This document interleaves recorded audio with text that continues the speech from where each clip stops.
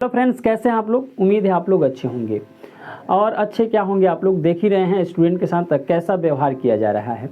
आज के ज़माने में स्टूडेंट होना कहीं ना कहीं जो है शर्म की बात हो गई है। कारण ये है कि आप लोग तो अपना ईमानदारी से काम कर ही रहे हैं, अपना तैयारी कर ही रहे हैं, जी जान लगा के तैयारी कर रहे हैं और फॉर्म भर रहे हैं, पैसा भी लग रहा है। और जैसे ही एग्ज़ाम डेट आता है और उस डेट पे आप एग्ज़ाम देने जाते हैं और एग्ज़ाम दे करके बाहर जब आते हैं ना, तब आपको मालूम चलता है कि आपका पेपर जो है वायरल हो जाता है। और वहीं से आपका जो है आप इस राज्य से दूसरे राज्य में जो है गए होते हैं, अपना भाड़ा लगा करके गए होते हैं, गार्जियन से जो है भाड़ा मांग करके गए होते हैं, और सभी का सभी जो चीज़ है बर्बाद और जो है नुकसान हो जाता है।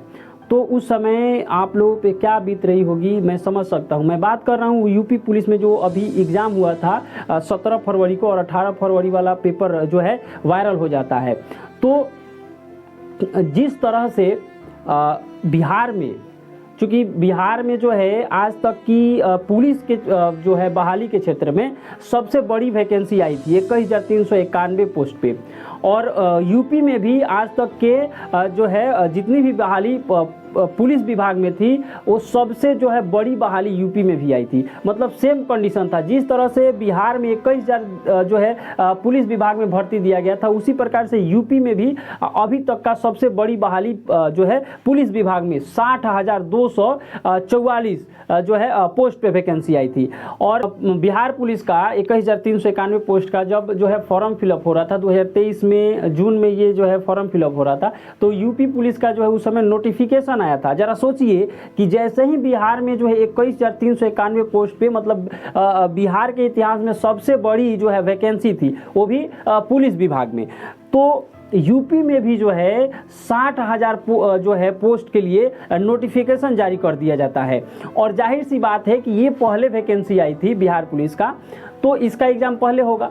तो ठीक जो है इसका एग्ज़ाम पहले एग्ज़ाम डेट आता है, और अक्टूबर में 1 तारीख को, 7 तारीख को और 15 तारीख को जो है एग्ज़ाम डेट निकलता है। और जैसे ही अभ्यर्थी 1 अक्टूबर को एग्ज़ाम देने जाते हैं और बाहर निकलते हैं तो मालूम चलता है कि पेपर वायरल हो गया है। और उसके बाद जैसे ही पेपर वायरल होता है तो जितने भी अभ्यर्थी हैं या फिर जितने भी ऑनलाइन पढ़ाने वाले टीचर हैं, वे सब आवाज़ उठाते हैं और पेपर रद्द हो जाता है। आज वही कंडीशन यूपी पुलिस में बनी हुई है।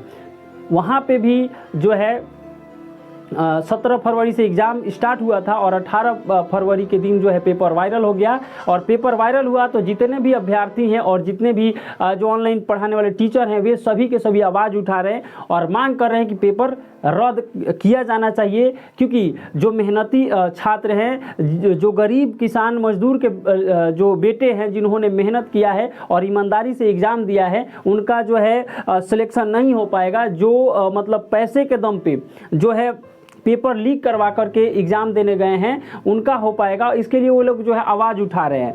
तो ये सही बात है कि आप लोग जो है आवाज़ उठा रहे हैं कि जो है एग्ज़ाम को रद्द किया जाना चाहिए। तो मैं आप लोगों से यही रिक्वेस्ट करना चाहता हूँ, यही कहना चाहता हूँ कि केवल एग्ज़ाम रद्द होने के लिए आवाज़ नहीं उठाइए, आप लोग साथ ही साथ ये भी आवाज़ उठाइए कि अगर एग्ज़ाम रद्द होता है तो उसमें जो नोटिस जारी होगा कि एग्ज़ाम रद्द होने का जो नोटिस जारी होगा, साथ ही साथ एक और नोटिस जारी होना चाहिए और उसमें ये जो है लिखा होना चाहिए कि आपका जो है पुनः एग्ज़ाम किस तारीख से होगा।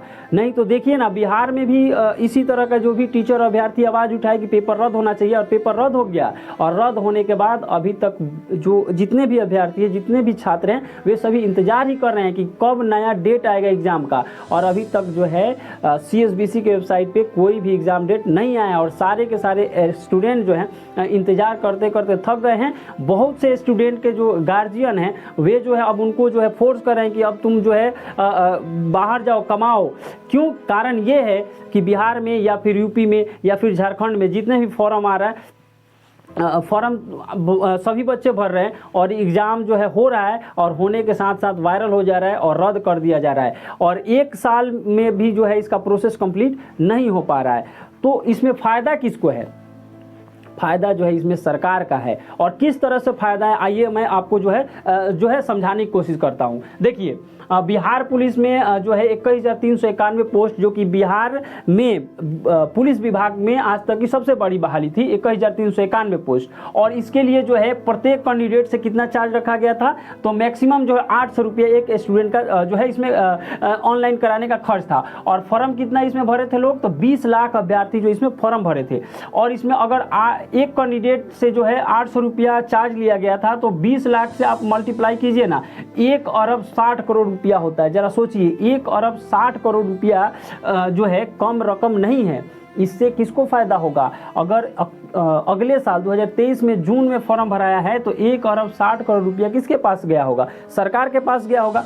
और चूँकि 2023 में जून से लेकर के ये 2024 में अब जून आने वाला है, अभी तो जो है फरवरी चल रहा है, अभी तक कोई चूँकि इसका एग्ज़ाम डेट को लेकर कुछ मतलब नोटिस आया नहीं है, तो समझ लीजिए कि क्योंकि अप्रैल और मार्च और अप्रैल में तो होगा ही नहीं, क्योंकि उधर इलेक्शन चलेगा। तो आपका 1 अरब और 60 करोड़ रुपया सरकार ही के पास है। और इसी से वो जो है क्या कर लेगी, अप्रैल में चुनाव है, आपको पता ही होगा कि 16 अप्रैल से चुनाव है, क्या करेगी सरकार? इसी पैसा से, आपके और हमारे पैसा से चुनाव लड़ लेगी और अपना सीट पक्का करेगी और फिर से हम ही पे राज करेगी। और इधर देखिए यूपी पुलिस की बात करें तो इसमें भी जो है यूपी पुलिस के इतिहास में सबसे बड़ी बहाली 60,244 पोस्ट पे जो है वैकेंसी आती है। जिस प्रकार से यहाँ पे बिहार में जैसे ही बड़ी संख्या में बहाली आती है, यहाँ भी आता है और यहाँ भी पेपर लीक होता है और यहाँ भी वही कंडीशन हो गया है।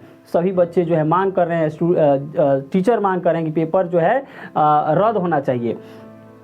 अगर रद्द होता है तो सरकार को यहाँ भी फायदा होगा। कैसे? देखिए 400 मैक्सिमम जो है यहाँ पे चार्ज रखा गया प्रत्येक कैंडिडेट से। और यहाँ पे फॉर्म कितना जो है अभ्यर्थी भरे, एक तो 51 लाख जो है कैंडिडेट यहाँ पे फॉर्म भरे हैं।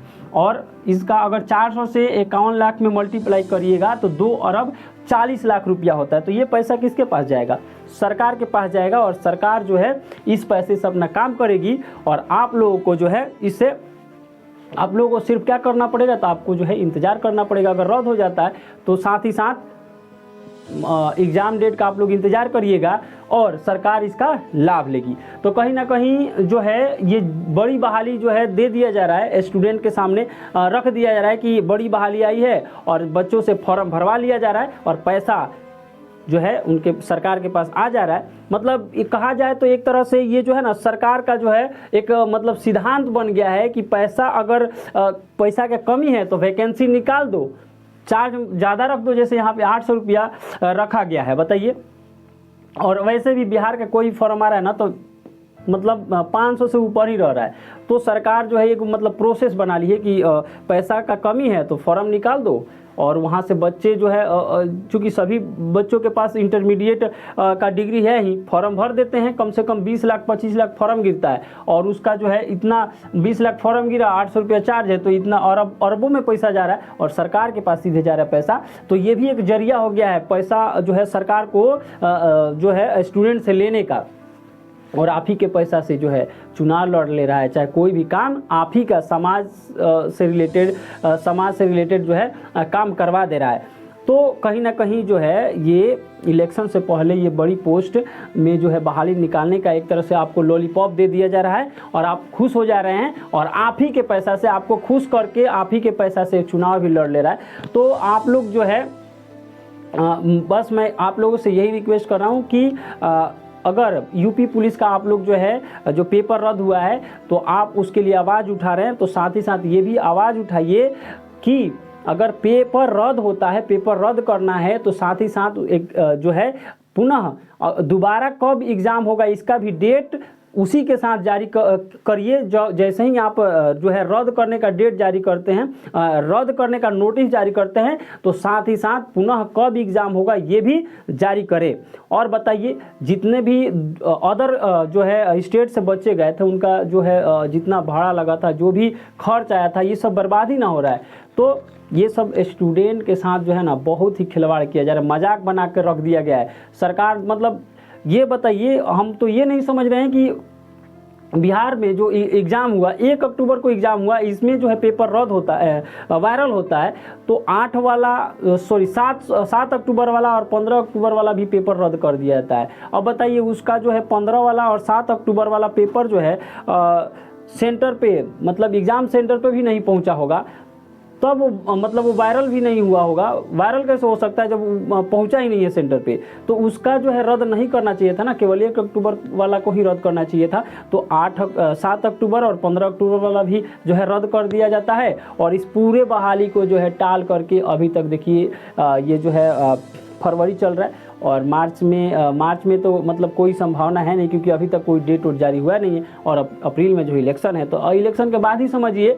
और तब तक इसका लाभ, इस पैसे का लाभ कौन ले रहा है? तो सरकार अपने चुनावी रैली में खर्चा करेगा, है ना। तो ये सही बातें हैं, आप लोग इस चीज़ को समझिए, और जो भी आपका आंदोलन, जो भी आपका मांग है सरकार के पास रखिए, और साथ ही साथ ये भी उसमें होना चाहिए कि पुनः एग्ज़ाम डेट भी साथ ही साथ जारी करे आप सरकार।